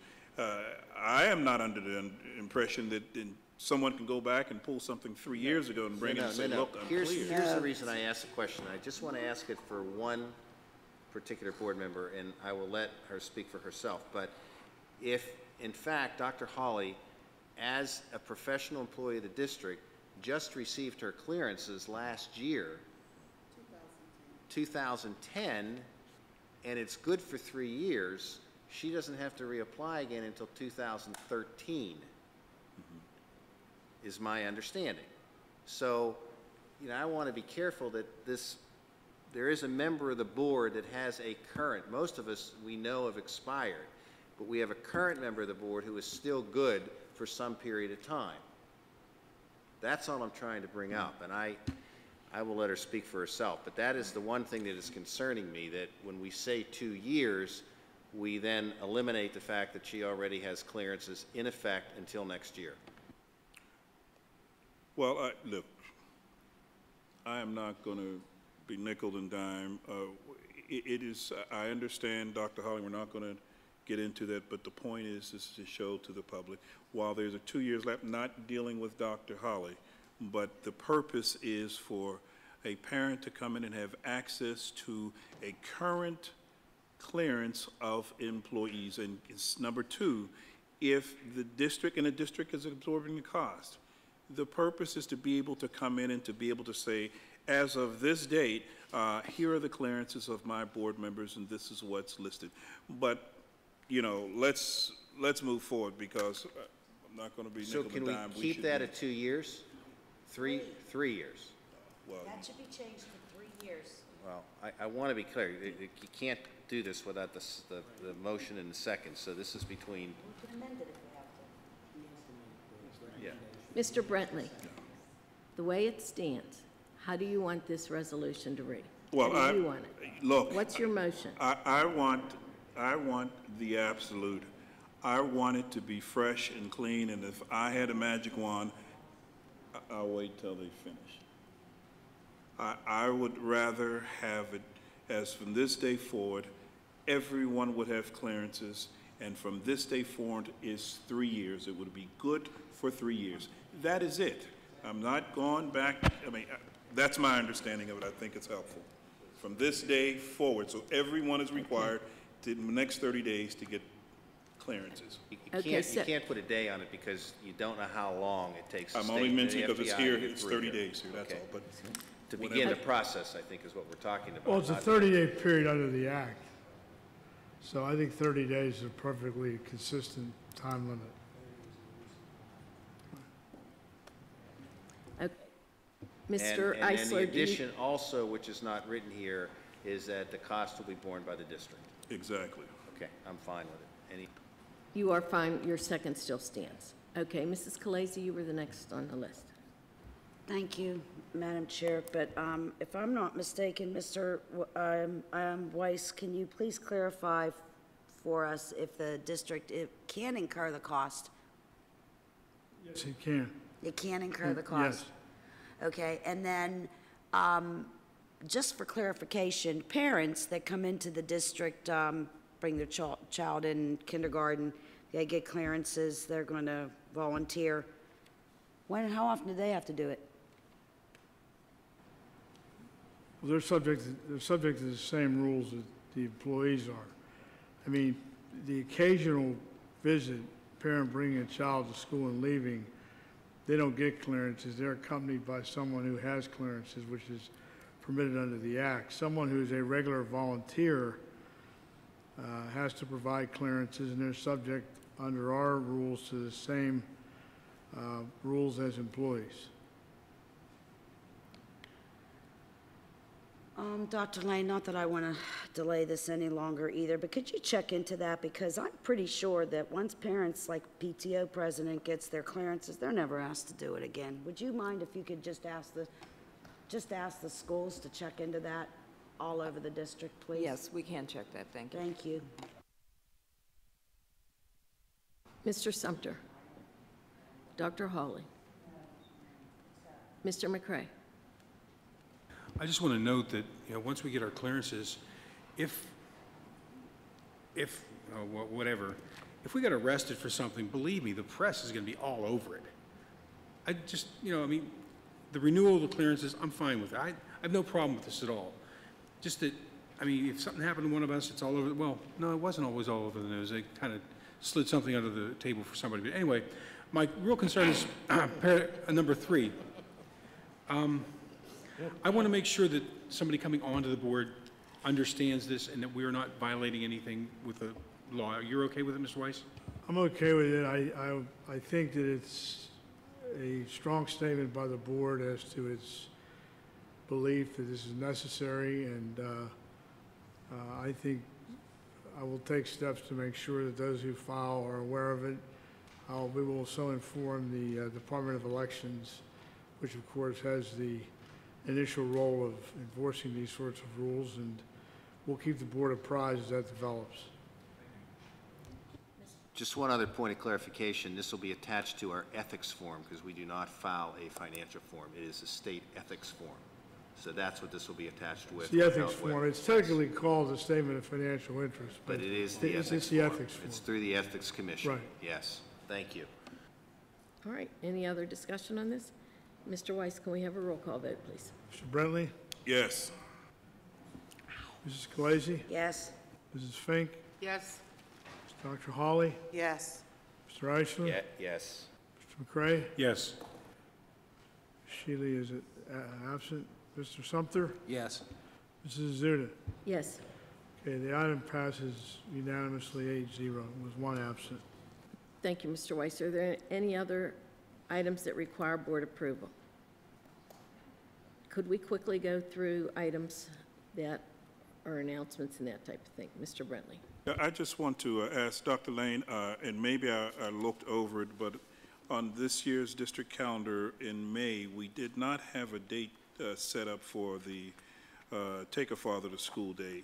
Can you look into that and provide a date that we can adopt for this year? It's usually second or third week in May, but if you can look into that, I would appreciate that. Mr. Brentley, we sure can. I think you might recall that we had set a meeting with you to talk about planning for this year's Take a Father to School Day, and you were unable to make that meeting, so we haven't rescheduled it, and we need to do that. Okay. Yeah, we normally automatically just put it in on that third Friday. And you said second or It's usually the third Friday.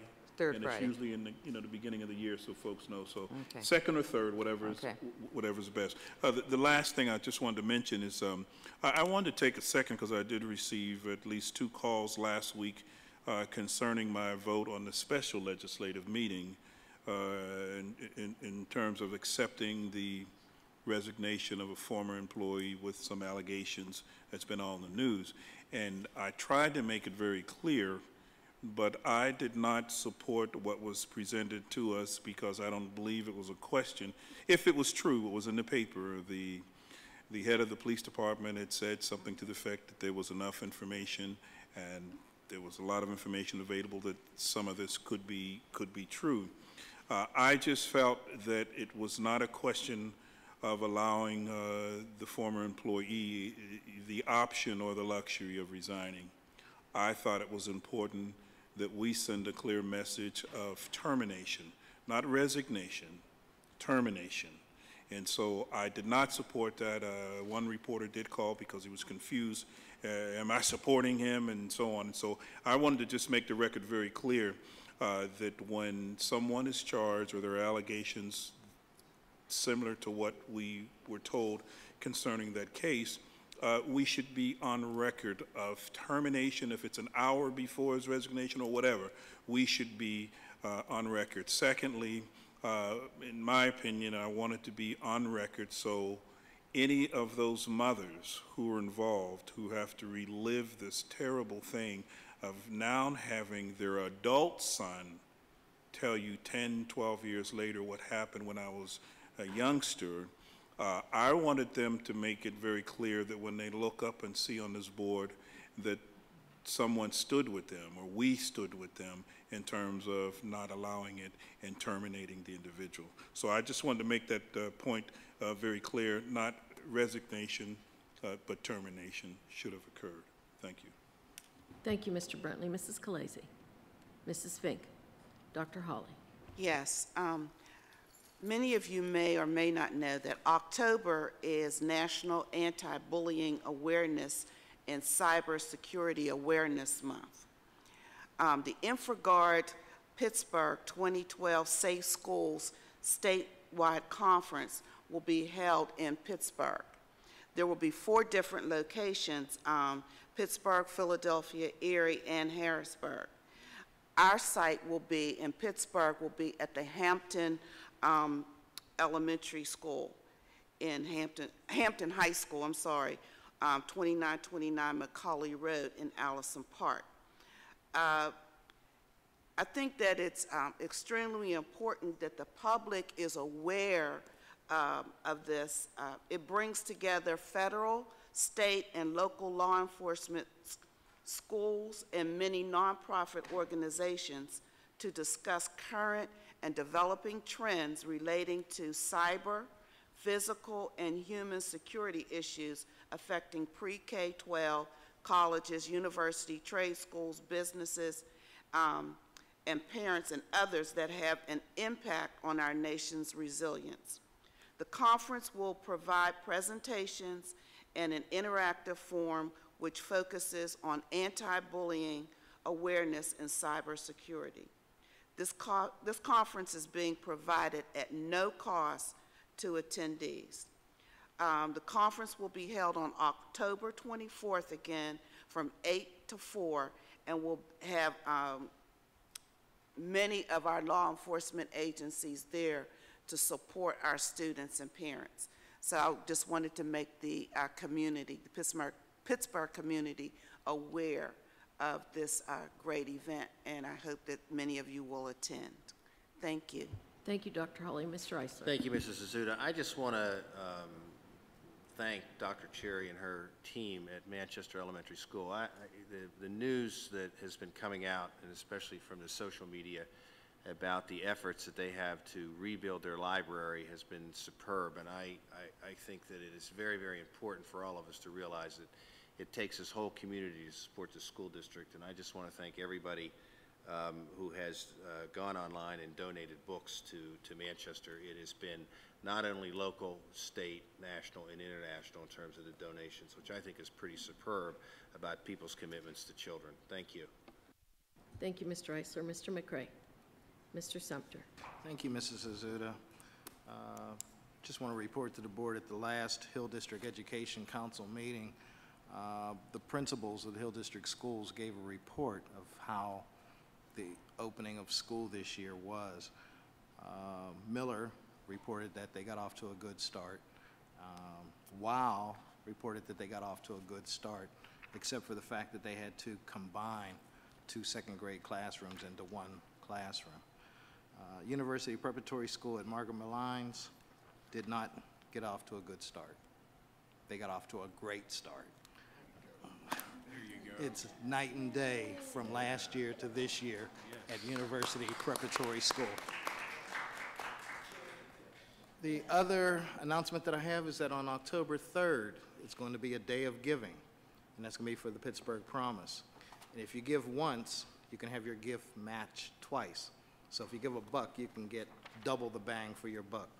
For one day only, your gift to the Pittsburgh Promise will be matched by the Pittsburgh Foundation as well as the UMPC matching grant to the Promise. To take advantage of this unique opportunity, make a gift to the Pittsburgh Promise anytime during the 24-hour day of giving on Wednesday, October 3rd. And you can go to the website and give. You can click to donate. You must give a minimum donation of $25 to have it matched. And again, it'll be matched twice. So $1, they get $2, they get $3 total. Hey, invest in our future, invest in our children, give to the Pittsburgh Promise. Thank you. Mr. Sumter, when is the Promise's annual update? Is it the 18th? I'm not certain of that offhand. Do we know, Dr. Lane, is it Thursday, the 18th? It is, there is a Promise event tomorrow. The public event is tomorrow. Is it tomorrow? Yes. Yes. Okay, sorry. So it is Yes. tomorrow. The public event tomorrow for the Pittsburgh Promise, I think, is really important for their annual update. Thank you. Thank you. Motion to adjourn?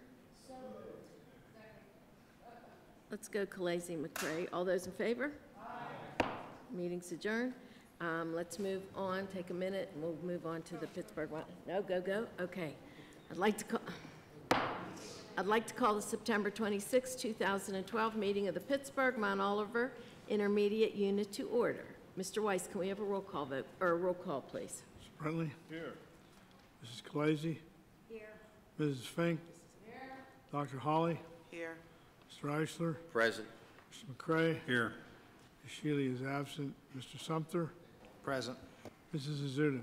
Here. 8 members present. Thank you, Mr. Weiss. Will board members please turn to the minutes from last month? Are there any corrections, additions, or deletions? Eisler and Fink. All those in favor signify by saying aye. Opposed? Abstain? I'm abstaining. Abstain? Okay, Mrs. Khaleesi. All right, let's move on to the Committee on Education. Are there any questions that were not addressed at agenda review?